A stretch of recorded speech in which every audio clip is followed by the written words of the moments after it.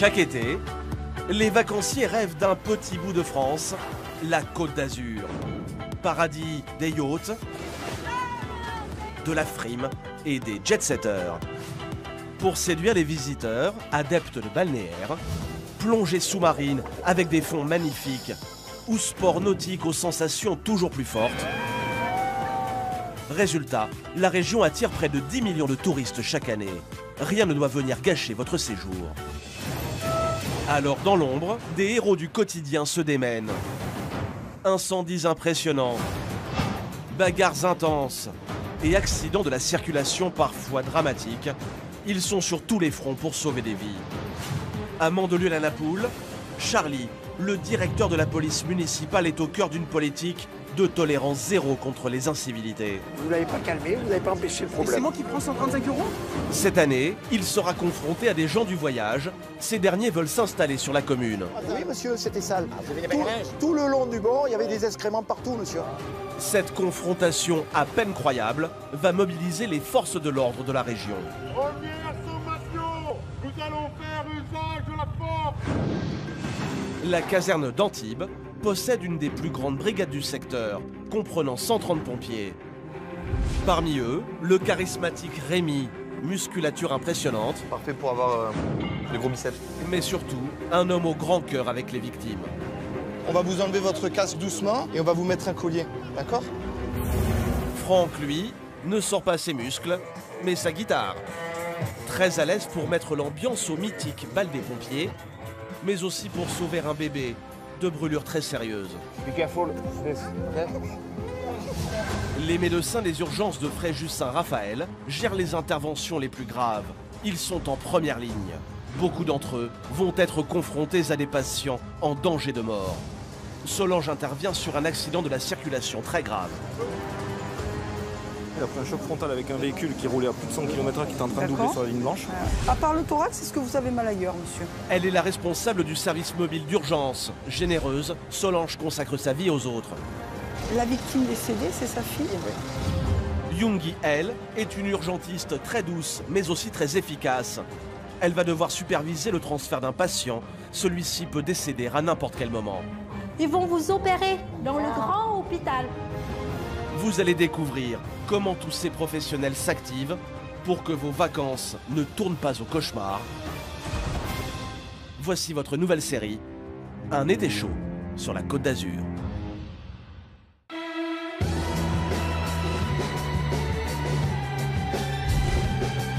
Mandelieu, la Napoule, une station balnéaire proche de Cannes en apparence tranquille. Pendant la saison, la ville passe de 22 000 habitants à plus de 60 000. Pour les surveiller et les protéger, Charlie, le directeur de la police municipale. L'homme veille sur sa ville du matin au soir depuis 3 décennies. Pendant cette période de l'année, les incidents s'enchaînent. Certains marquent les esprits.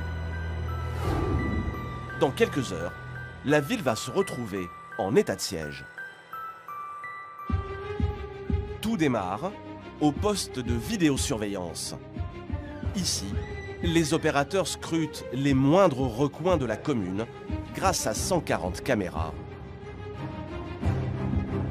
Depuis ce matin, un drôle de ballet se joue sous leurs yeux. Des caravanes arrivent en masse. 120 véhicules commencent à bloquer toute la municipalité.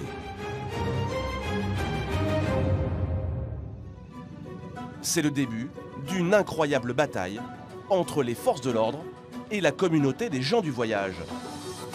300 personnes, des familles, veulent un terrain pour y séjourner pendant une quinzaine de jours.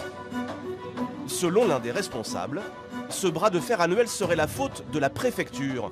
Celle-ci ne prévoirait pas une aire de grand passage ici, alors que c'est la loi. Ils sont obligés de faire des terrains, toutes les villes de plus de 5000 habitants, de faire des terrains d'accueil. Bon, ici, ils ne le font pas. Ici, c'est la région PACA. Je pense pas, vous savez, vous n'êtes pas en Auvergne, vous n'êtes pas dans les Pays de Beauce. Hein. Ils ont les moyens d'avoir un champ. Hein. On demande simplement un champ de 3 hectares. On ne parle pas en plein ville. Hein. On n'est pas des rois. Mais simplement un peu à l'ordre de la ville, ça nous suffit. L'objet du litige, c'est cette parcelle où ils ont séjourné l'année dernière. Un terrain de sport avec électricité, eau et même un accès à des douches. Alors pour obtenir un espace comme celui-ci, cette communauté des gens du voyage a une technique bien rodée. Les voici il y a 5 ans, à Marseille. Leur méthode est toujours la même. D'abord, ils essayent de pénétrer sur l'emplacement en utilisant la force. Allez, c'est du parpaing, ça va casser. Plusieurs hommes détruisent un accès au terrain, comme ce petit mur, puis ils entrent le maximum de caravanes avant l'arrivée de la police. Ensuite, se joue un blocage de la ville. Les véhicules restants empêchent toute circulation. Ils forcent ainsi la main aux autorités. Ils obtiennent gain de cause, à tous les coups. Enfin, on a le droit de rester, t'as vu? Voilà. Mais cette année, à Mandelieu, pour la première fois, les choses vont se passer très différemment. La contre-attaque se prépare au poste central. On va rejoindre, comme il s'appelle, Zoulouin, au nord-retour. Non, mais allez-y alors. Au cœur de cette action, Charlie. Si ça chauffe, vous appelez, mais pas de hein, pour vous. Hein. D'accord? Le policier va passer à l'offensive. Il a des nouvelles consignes de son chef. Oui, monsieur le maire, il n'y a pas de problème. Bon, on va essayer. Allez, ok, ça marche, ça marche, ça marche. Une dizaine? Ouais, ok. Ok, ok. C'est inédit. Le maire veut réquisitionner des dépanneuses pouvant déloger les caravanes. Pour Charlie, c'est avant tout de l'intimidation. Mais tu leur dis qu'il n'y aura pas de rêvement, hein? C'est pour impressionner les gens du voyage.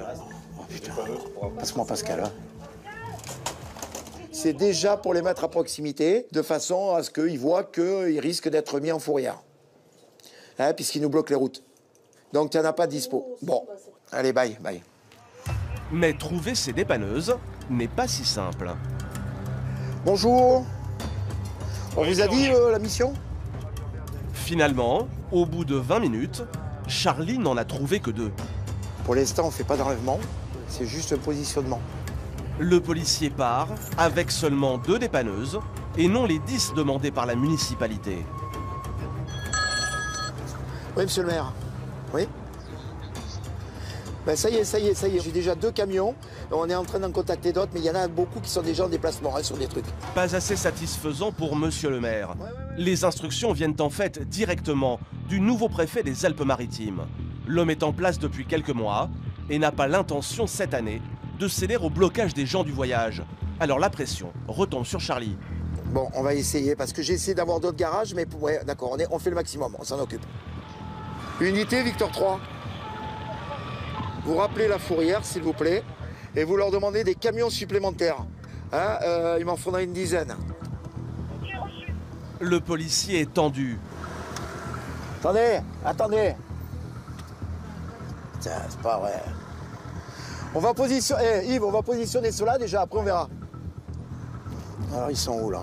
Ils n'ont pas pris la voie de bus, c'est parfait. Allez, on va les positionner là sur la voie de bus là. Jusqu'ici, Charlie n'a trouvé que 2 dépanneuses. Il va alors tenter un énorme coup de bluff au milieu des manifestants.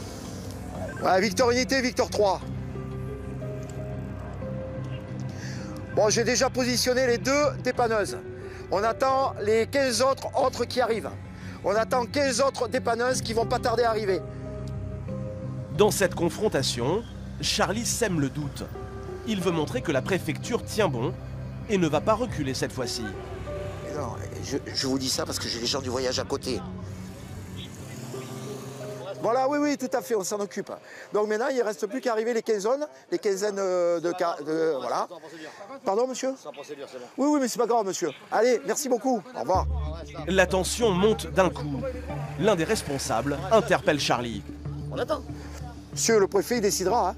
Ah bah c'est sûr. S'il fait venir les dépanneuses, à mon avis, c'est pas pour rien. Je suis pas le roi. Ah, mais moi non plus. Hein. Je vous explique une chose, monsieur. Chaque fois qu'on a quelque part, c'est pas par rapport à la force. Parce qu'heureusement, c'est pas 401 qui va tenir l'État. Heureusement.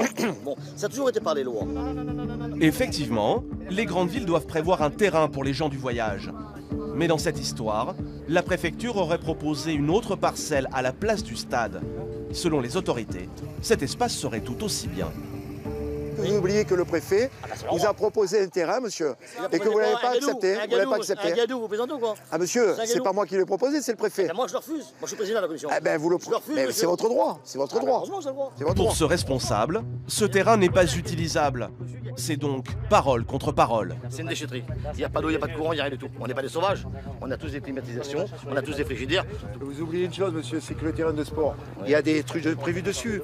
Il y a des... Eh oui, monsieur. Eh ben, c'était prévu qu'on se mette, nous, avec les gens du voyage. C'était pas prévu. Donc, vous risquez de pénaliser tous les gens. Ah, et les enfants, là, il y a 300 personnes. Monsieur, vous et arrivez les enfants comme sont ça dehors. d'un seul coup? Non, là. pas du tout. On arrive de Saint-Tropez, monsieur, ils nous ouvrent les portes comme ça, enfin, on reste 15 jours, on paye tout, on s'en va. Ça fait 10 ans. Partout en France, ça se passe franchement dans l'ensemble bien. Ici, la région PACA, c'est plus fort qu'eux. Les deux camps se rejettent la responsabilité de cette situation. Vous savez, je vais vous expliquer quelque chose, monsieur. Il y a beaucoup de gens du voyage, peut-être pas vous, je suppose pas vous, je l'espère d'ailleurs, qui une fois le départ des gens du voyage... Mais vous ne vous avez pas... Attendez, vous m'avez pas fini. J'ai compris, tout est sale. Monsieur, tout est pourri, tout est pourri, vous le savez comme moi, monsieur. Et ce que vous dites là, vous savez très bien que nous, l'association La Vie du Voyage, a la réputation, monsieur, d'être nickel. Et tout payer quand ça part. Donc ne dites pas là-dessus, vous le savez comme moi que c'est pas vrai. Je dis pas... Attention, ça alors, pas oui, monsieur, c'était sale. Ah, vous avez une tout le long du bord, il y avait des excréments partout, monsieur. Ah là là. Eh oui, eh oui. Non, ça a coûté un maximum pour les gens de la ville. Mais si vous aurez fait votre travail, que vous ferez des erreurs, un erreur qui fait, ils n'auraient pas de problème. Et croyez-moi que la ville, elle serait libérée, il ne nous coûterait même pas parler. Bah oui. Démarre alors un long face-à-face, une guerre d'usure entre les deux parties. Ça dure des heures. Donc voilà, on sait très bien que c'est l'endroit où ils veulent aller et ils ne veulent pas du terrain qui est proposé par la préfecture. Ils ne veulent pas y aller. De toute façon, ils ont pris des habitudes, c'est où ils veulent, quand ils veulent. Voilà. Mais bon, il ne faut pas non plus qu'ils arrivent en pays conquis. On est devant le fait accompli, on va là, vous nous ouvrez. Est-ce que c'est bien normal par rapport à l'équité des citoyens? Moi, je dis non. Les gens du voyage ont prévenu il y a 2 mois la préfecture de leur arrivée. Ils estiment donc que la loi n'est pas respectée ici. Alors ils décident de régler le problème eux-mêmes, quitte à prendre les habitants de la ville en otage. On attend le préfet, ce qu'il décide. S'il veut leur donner un terrain ou pas. Et s'il leur donne pas de terrain? Ça va rester là longtemps. Non. En plein milieu de la route? C'est possible, oui. C'est déjà arrivé. Bon après-midi. Dans combien de temps on aura les autres dépanneuses, là? En attendant, une petite victoire du côté de la police. Les collègues de Charlie ont réussi à mobiliser une autre dépanneuse. J'avais dit tout à l'heure qu'il fallait qu'ils passent par l'autoroute centre-ville. Victor 3, est-ce que vous voulez que je les rappelle? Eh oui, hein, il n'y a pas d'autre moyen pour venir. Hein. Il est 16h, la situation est toujours figée, mais Charlie reçoit de nouvelles instructions. Arrivé là-bas, il faut aller faire marche arrière. Ils écoutent, ils veulent les mettre où exactement? Prêt à changer. Mais où? Le plus près possible de où? De la première. La préfecture lui demande de déplacer les dépanneuses.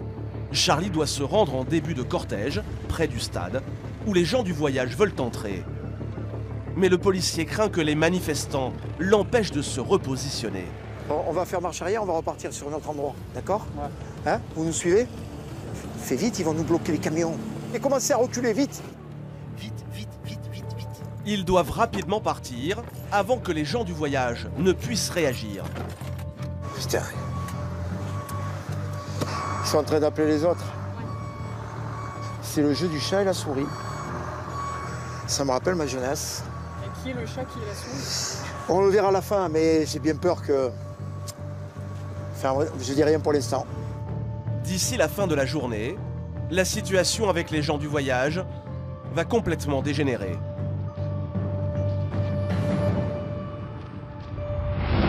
À l'ouest de Mandelieu, Fréjus. Avec ses 55 000 habitants, elle est la 4e ville du département du Var.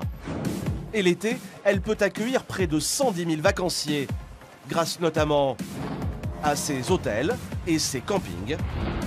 Avec autant de monde, les accidents se multiplient en été, notamment les accidents de la circulation, parfois mortels.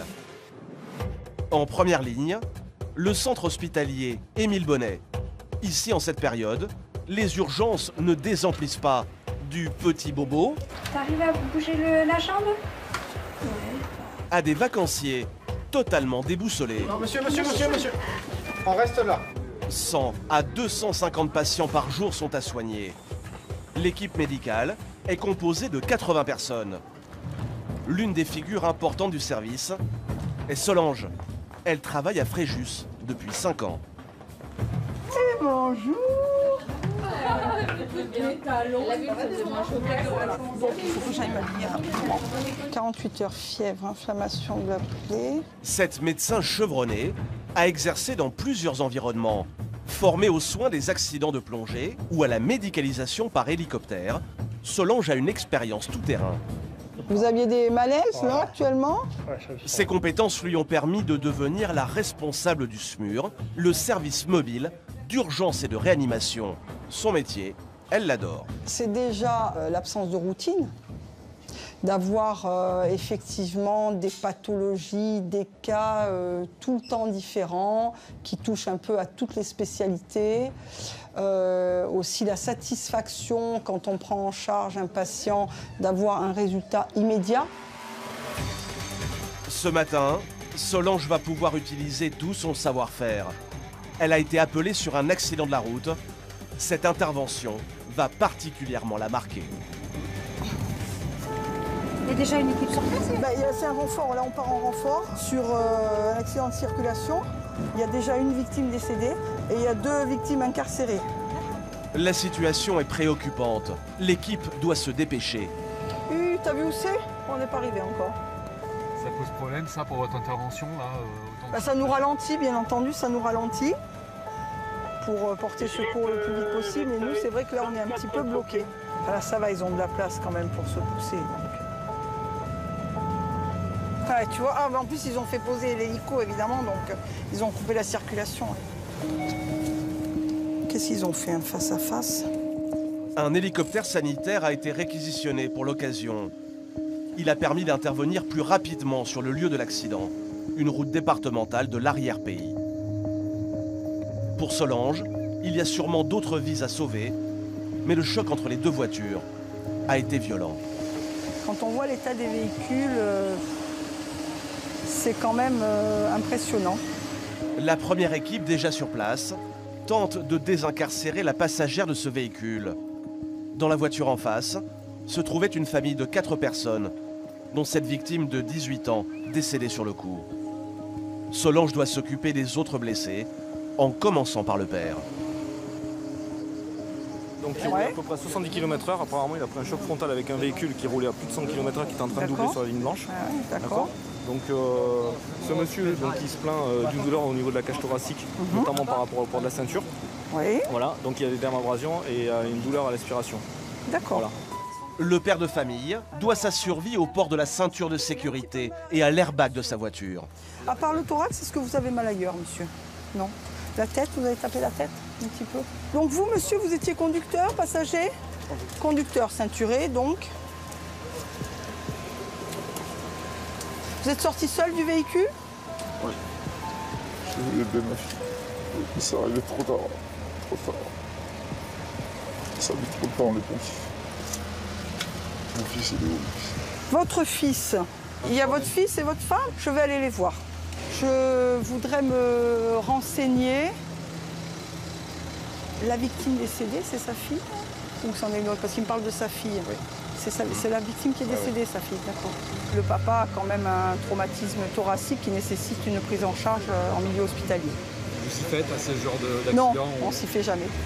On s'y fait jamais à ce genre de choses. On essaye de garder son sang-froid, on essaye de ne pas les séparer de ses émotions, mais c'est toujours compliqué. Alors on a le fils ici là. Le père de famille a déjà aujourd'hui perdu sa fille. Alors comment son fils a-t-il survécu à cet effroyable accident? Bonjour jeune homme, je suis le médecin. Est-ce que tu as mal quelque part? Juste au premier coche. D'accord. Ça va, la douleur, c'est supportable? Tu avais la ceinture de sécurité? Le fils s'en sort avec un traumatisme bénin. Le cas du père étant plus compliqué, Solange veut vérifier si les 2 seront bien transférés dans le même hôpital. Bonjour. Il y avait une destination prévue pour vous? Normalement, c'est le poste de santé. On doit y aller avec le papa. C'est pour ça qu'on attend. Je sais pas, le papa, moi je suis pas tout. Je vais passer le bilan au SAMU, mais je suis pas tout à fait d'accord. Parce que, non, mais c'est pour ça que je vous pose la question. Parce que c'est quand même un traumatisme thoracique. Il y a peut-être une surveillance cardiaque à faire. Donc je pense que Fréjus est plus approprié s'il faut l'hospitaliser en soins intensifs. de cardiologie. Ben, je pense, oui, c'est pour ça, pour ne pas les séparer. Hein. Dans de telles circonstances, c'est un petit peu délicat. Solange essaye maintenant de comprendre comment la jeune femme est décédée. La fille, elle était passagère ?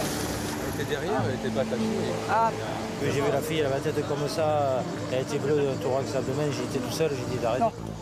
Choisir entre plusieurs blessés graves, une décision difficile à prendre pour les médecins. Cette victime-là était déjà en arrêt cardiaque, les autres étaient en détresse, donc il a fallu qu'il fasse rapidement un choix. Dire est-ce que je tente une réanimation ou pas? Compte tenu de l'état de la victime, il a jugé qu'il n'avait pas lieu de tenter de réanimation. Voilà. Et il a préféré agir sur les victimes qui nécessitaient des soins urgents. Pour cette famille, c'est une tragédie. Solange va néanmoins essayer de rassurer le père sur l'état de son fils et de sa femme. Voilà, il se plaint d'une douleur au poignet, mais il va bien. Votre femme, elle a une fracture du fémur, mais il n'y a pas de lésion plus importante pour le moment de ce que j'ai vu. La tête, elle est tout à fait consciente. Hein. Voilà, elle saigne un peu du visage, mais bon, ça c'est secondaire, elle est tout à fait consciente. Hein. Solange a du temps pour rassurer son patient, car les victimes les plus sérieuses ont déjà été prises en charge.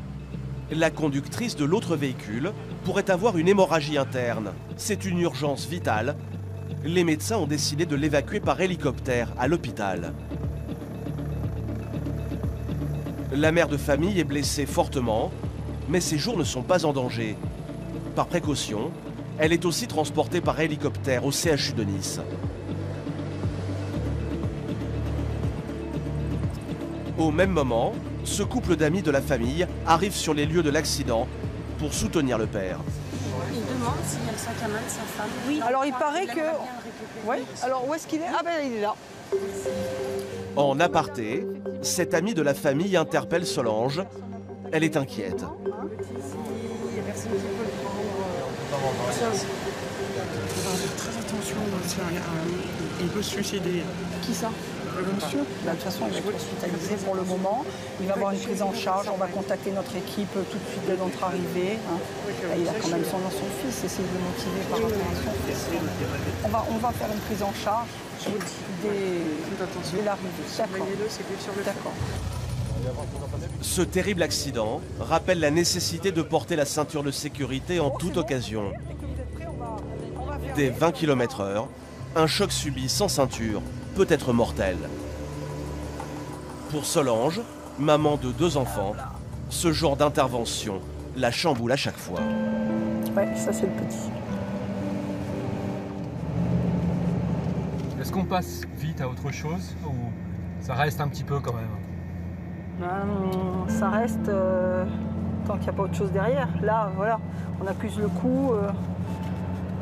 On se met un petit peu à la place de cette famille qui vit un drame. Voilà, maintenant, si ça sonne, eh ben, on va repartir dans l'action. Et puis, il faut aller de l'avant, il ne faut pas... C'est le job qui veut ça? C'est ça.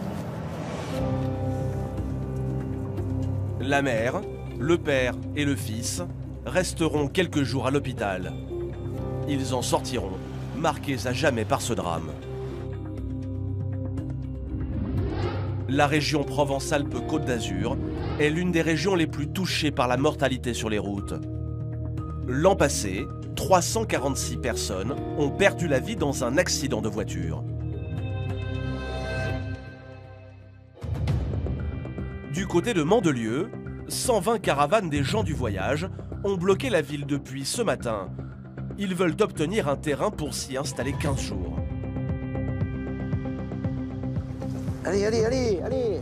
Charlie, le chef de la police municipale, escorte 2 dépanneuses. Il doit se positionner près du stade, convoité par les manifestants, pour éventuellement déloger les caravanes. C'est les autorités, plusieurs gendarmes. Apparemment, on attend encore des forces de l'ordre qui doivent arriver. Il les veut où alors? Ou à quel niveau là? Attends, on va leur faire demi-tour. Sur le terrain, un homme donne les directives.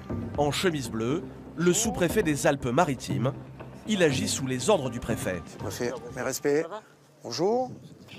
Bonjour.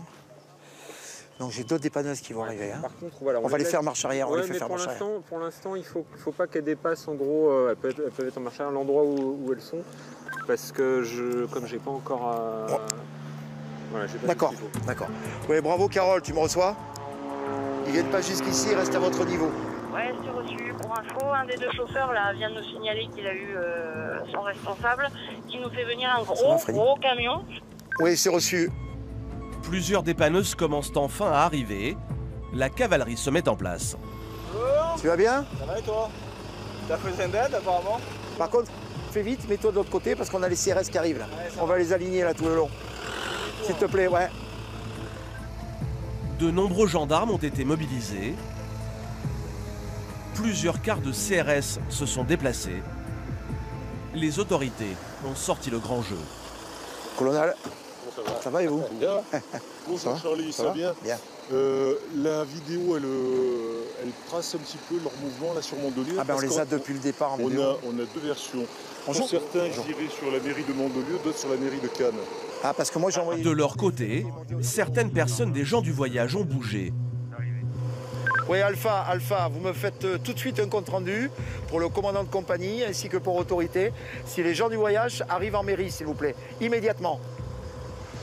Ouais, Victor 3, apparemment les gens du voyage sont attendus à la mairie, mais ils ne sont pas encore présents sur place. Il y a urgence. Le maire de Mandelieu pourrait être pris à partie par les gens du voyage. Montez à la mairie. Ouais, alors j'ai envoyé des motards et les gendarmes viennent également, là, en vitesse. Ils arrivent tous là derrière. Ouais, faites gaffe, hein. Dès que vous êtes sur place, vous me faites un point de situation pour autorité. Ouais, c'est bien pris, Alpha 3. En attendant, les CRS se préparent. La tension monte d'un cran entre les deux camps.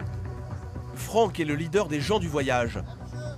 Il apostrophe le sous-préfet, alors les gendarmes se mettent en position. Faites-moi un barrage, s'il vous plaît. Le responsable ne se démonte pas et va à la rencontre des manifestants. Prenez-les, monsieur. Prenez-les, mais vous allez les mettre où, les caravanes et puis les camions? Et nous, vous allez faire quoi de nous? Vous allez faire quoi de nous? Ouais, mais vous préférez rien du tout. Là, vous avez la compagnie disponible, on va pas se battre. Il n'y a pas d'intérêt, vous avez bloqué la situation. Alors débrouillez-vous. Débrouillez-vous, monsieur, débrouillez-vous. Débrouillez-vous. On va pas se battre avec les forces de l'ordre. Non, il faut pas. Les gens du voyage n'ont pas dit leur dernier mot. Ils se lancent dans un rapport de force pour faire plier les autorités.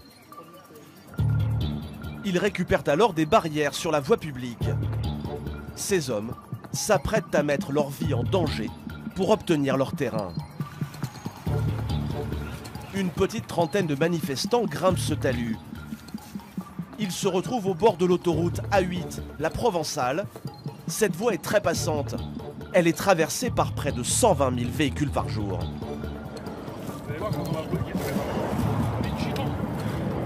Ils remontent la voie à côté de voitures roulant à 130 km/h. La suite est tout bonnement stupéfiante. Ils veulent aller sur la route pour constituer un barrage. Non mais là, dès qu'on fait un bouchon, là, faut bloquer la deuxième.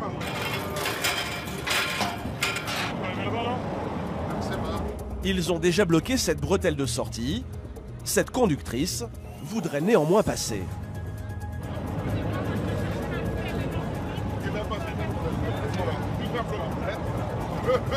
Il fallait juste demander. Cette dame a eu de la chance, car les hommes s'apprêtent maintenant à passer à l'action. On traverse directement, les gars, directement. Et on bloquera le côté. Pour éviter un drame, un gendarme essaye néanmoins de les dissuader. Ben, on va faire dans les deux sens. Parce que vous bloquez là, Ne prenez pas des risques à faire. Ouais, mais là on est obligé de prendre des risques, malheureusement. Pensez aux familles qui sont en face. Bah oui, mais on n'a pas le choix, malheureusement, c'est notre vie. Le bouchon Les forces de l'ordre s'interposent et essayent de les bloquer, car cette situation est extrêmement dangereuse. Mais les gens du voyage sont trop nombreux. Ils arrivent à arrêter une première voie, puis une autre. Le ton monte autour de cette balise verte. Les deux parties sont à deux doigts d'en venir aux mains.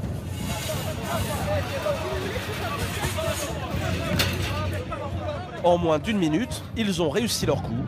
l'autoroute A8 est totalement à l'arrêt. Pour info, l'autoroute dans le sens Aix-Nice est complètement bloquée là maintenant. Là, c'est pas très bon ça. Ça va sûrement friquer. Du côté du stade, c'est le branle-bas de combat. Pris de court, les CRS font demi-tour pour rejoindre l'autoroute. Oui, monsieur le maire. Alors là, la situation change. Tout le monde quitte les lieux d'ici, ils vont sur l'autoroute. Par contre, attendez, monsieur le sous-préfet. Attendez, monsieur le maire. Oui, oui. Donc on laisse un minimum là, donc sécuriser beaucoup. Ça marche, ça marche. Charlie doit surveiller cette zone. Le reste des forces de l'ordre partent à l'affrontement. Ce face-à-face va s'avérer très mouvementé. À 20 km de Mandelieu, Antibes. Pour veiller sur 75 000 habitants et autant de vacanciers l'été, la ville peut compter sur les pompiers. Dans cette caserne, 80 professionnels et 50 volontaires. Ces hommes s'entraînent à longueur d'année pour pouvoir faire face à toutes les situations. Sur ce stade, Rémi profite de son sport préféré. Ce pompier passionné est un amateur de football. Oula. Allez, on fait 3 groupes. Même pendant une partie, Rémi et ses coéquipiers peuvent être appelés pour une urgence. Ça sonne fin du foot et direction une petite intervention. En attendant, un autre petit obstacle. Il fait 33 degrés, donc ça va être un peu plus difficile. Mais on va jouer. Entre deux missions, l'exercice physique prend une place prépondérante dans la vie des pompiers. Tels des athlètes, ils doivent être en permanence au meilleur de leur forme. Tous les vendredis matins, le sport, c'est le foot. Voilà, c'est vraiment important qu'on ait cet esprit d'équipe pour qu'on puisse être vraiment le plus soudé possible sur une intervention qui peut être un peu difficile. Et aujourd'hui, je marque. La cohésion de groupe et aussi ne jamais rien lâcher sur le terrain. Des valeurs que Rémi et ses collègues retrouvent dans le ballon rond. Ouais, je suis blessé. Je reçois. C'est bon, c'est ce qu'il faut. Mais la pause est de courte durée. C'est la vélo. VSR. Une urgence donne le coup de sifflet final au match. Plusieurs interventions partent en même temps. Le véhicule de secours et d'assistance aux victimes part sur un accident de la route avec Rémi et Jean-Christophe. Il n'y a pas de précision d'adresse particulière, hein, Non, Une conductrice de 2 roues, clouée au sol, est en danger. On part pour un AVP 2 roues seul, une femme au sol consciente. On a un peu l'habitude sur ce genre d'intervention, mais après on ne se fait pas d'idée fixe. Ça permet de ne pas donner d'a priori direct. Chaque intervention est différente. Et celle-ci ne va pas être anodine pour Rémi. En arrivant sur place, la victime est à terre au niveau de ce rond-point.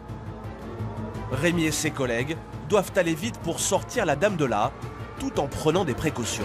Elle a tapé vraiment la tête. Vous l'avez vu tomber? Ouais, elle était juste devant moi. Ah, madame, vous m'entendez? Vous avez mal quelque part? Serrez-moi un peu les deux mains juste pour voir.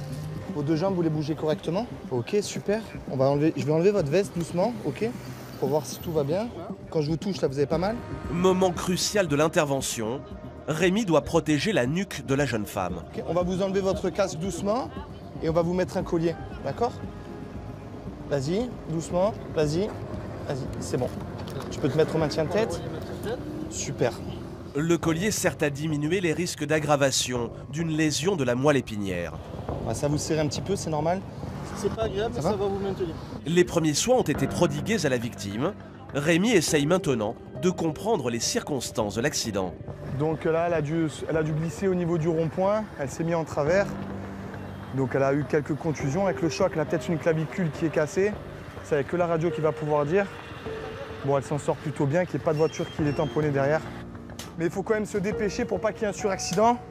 Et surtout pour la victime, au niveau de son confort. Être au milieu d'un rond-point, ça fait toujours peur de voir les voitures qui passent à côté de soi, surtout quand on est allongé sur la route. Hélas, Rémi connaît cette sensation à ras du bitume. Bon, attention pour lever. Levez. Lui-même a connu un accident très grave de 2 roues. Halte, posez.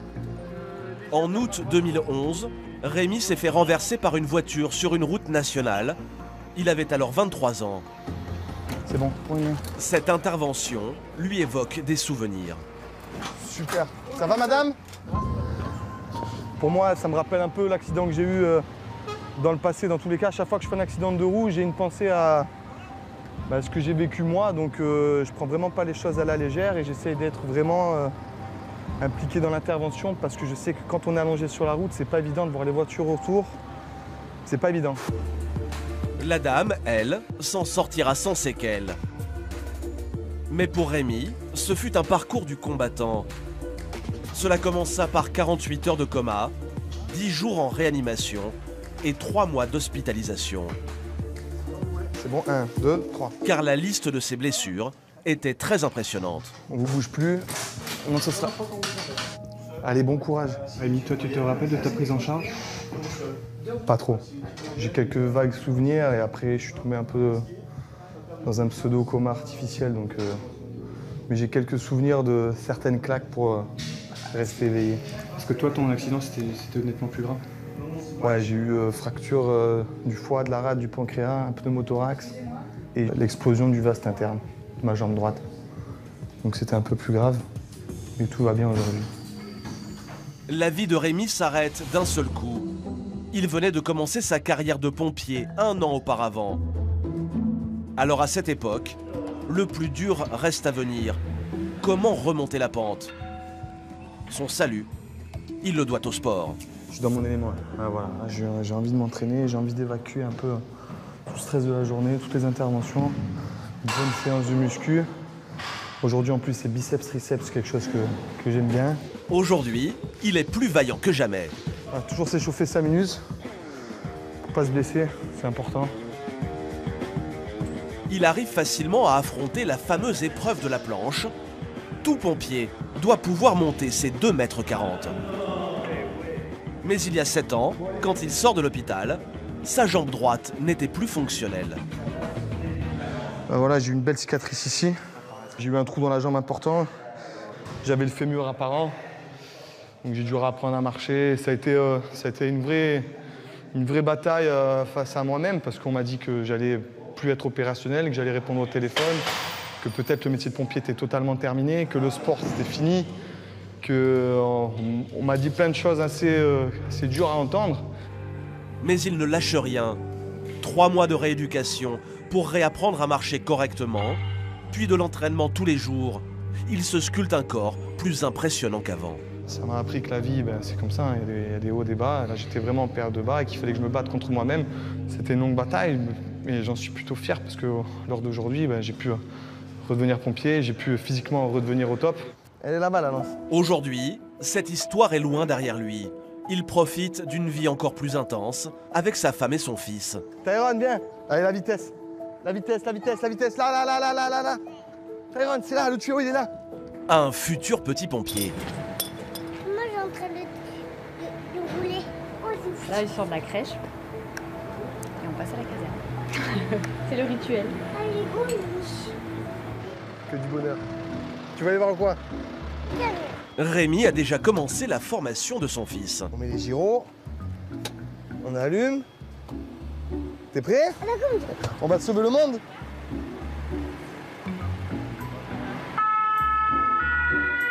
Attention! Vite, vite, vite, ça brûle! C'est des moments de rêve. Franchement, il n'y a même pas de mots. Et de voir aimer comme ça ce que je fais, c'est juste magique, quoi. C'est vraiment juste magique. Tu veux passer le message? Vas-y, passe le message. Allô? On va où? Ça brûle. Le message. Pour amuser son bout de chou, Rémi a ses petits trucs. On va chercher la vache? Elle est où, la vache?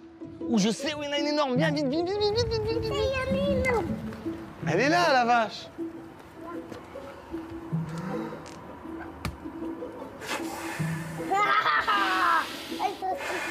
Un simple gant pour faire son bonheur. Elle est comment? Elle est belle? On la ferme? Elle est comment? Elle est tout propre. Ça va, vite, vite, vite, vite, vite. Un moment tout en poésie, car Rémi préserve les siens au maximum. Moi, en tout cas, avec ma famille, j'ai pas du tout envie de les mêler à ce que je fais, à ce que je vois. Bien sûr, je parle d'une intervention grave que j'ai faite, je vais Je vais la romancer pour qu'elle soit la moins hardcore possible. Et ma femme, je fais attention pour pas qu'elle ait peur pour moi quand je pars au boulot. Hein. C'est vraiment important. Bon ben voilà, ça y est, on a sauvé la caserne déjà. Comme ça, papa, il peut travailler tranquille ce soir. Hein? Tu m'as donné des forces? Rémi et sa femme attendent un heureux événement prochainement. Une petite sœur pour Tyrone. Un petit câlin, un petit tour de camion. Maintenant, je peux faire n'importe quelle intervention, je serai à 10 000%.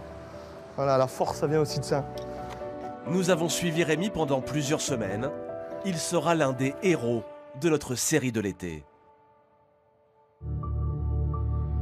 À Mandelieu, les gens du voyage bloquent l'autoroute depuis près d'1 heure. Le sous-préfet, accompagné des CRS, est bien décidé à les déloger. Pour l'instant, les gendarmes ont récupéré une seule voie de circulation.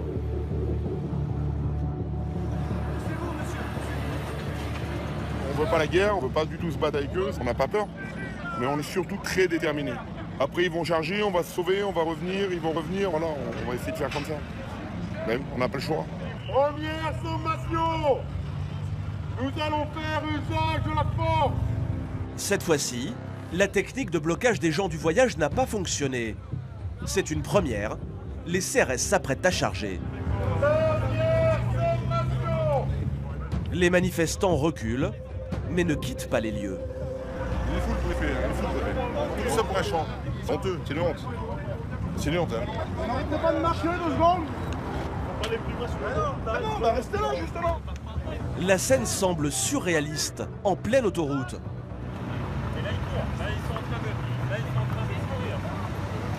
Le sous-préfet et ses hommes marchent le long des voies pour rattraper les gens du voyage. Le colonel de gendarmerie et l'un de ses hommes sont les premiers à les rejoindre. Vous nous avancez dessus et vous criez des dernières sommations, monsieur. Comment voulez-vous qu'on fasse? Comment voulez-vous qu'on fasse? Vous voulez nous charger un coup de bombe lacrymo? Est-ce que vous pensez que je mérite d'être matraqué et gazé, monsieur? Je vous pose une question, monsieur. Non, pas encore, mais on sonne des dernières sommations. Une dernière sommation, ça veut dire ce que ça veut dire. Monsieur, mais vous nous mettez en danger. On va passer sur l'autre voie parce que vous avancez. On n'a pas non plus envie de passer sur l'autoroute. C'est pas rigolo. C'est pas rigolo. Et ce que je trouve pas normal, c'est que c'est à vous d'être, que c'est vous qui êtes là pour discuter avec moi, que ça devrait être le préfet qui est là. Il arrive. On attend depuis ce matin, on espère qu'il est là. Le sous-préfet fait preuve de fermeté. Il reste bloqué sur ses positions. Le stade ne sera pas ouvert. À Saint-Cassien, vous ne rentrerez pas. Vous allez dire, moi je suis quelqu'un. Et donc vous avez intérêt à... C'est bon, c'est terminé. Pas de l'autoroute. Allez là, c'est terminé. Allez, sortez pas de l'autoroute, allez voir ce qui se passe. Ma décision, c'est sortez de l'autoroute. Décision par rapport au grand Saint-Cassien. Eh bien monsieur, moi c'est une question que je... Non, mais là je ne discute pas sur l'autoroute, vous sortez. Oui, mais on va sortir monsieur sur l'autoroute, c'est normal. On va sortir de l'autoroute. Les gens du voyage n'auront pas gain de cause ici. Ils décident de battre en retraite en quittant l'autoroute. Mais le blocage continue. Cette fois-ci sur un rond-point, l'un des plus passants de la ville. Il est alors près de 19 h. C'est la sortie des bureaux. Les CRS aussi sont de retour. Et la préfecture va durcir le ton. Leur cible, les responsables de la communauté. En t-shirt gris, l'un des porte-parole et surtout en t-shirt noir, Franck, le président de l'association La Vie du Voyage. Les forces de l'ordre l'encerclent en douceur et le repoussent loin du rond-point. Ils sont armés de flashballs. Mais tout cela est loin d'intimider cet homme, habitué à ce genre de situation. Ne vous inquiétez pas, vous êtes foutés. Demain, on sera encore là. Mais les CRS vont recevoir des ordres plus musclés. Leur hiérarchie décide d'arrêter les responsables des manifestants pour trouble à l'ordre public. La scène va se passer très rapidement. Les policiers sautent sur eux, certains essayent de s'interposer. Alors à droite, un CRS utilise des gaz lacrymogènes pour disperser les gens du voyage. Franck, le porte-parole et un jeune du groupe n'opposent aucune résistance. Pendant ce temps-là, les autres hommes rejoignent rapidement leur caravane. Les protagonistes sont conduits directement au préfet. Il vient d'arriver sur place. c'est l'homme en costume. Une courte discussion entre eux, la sentence tombe.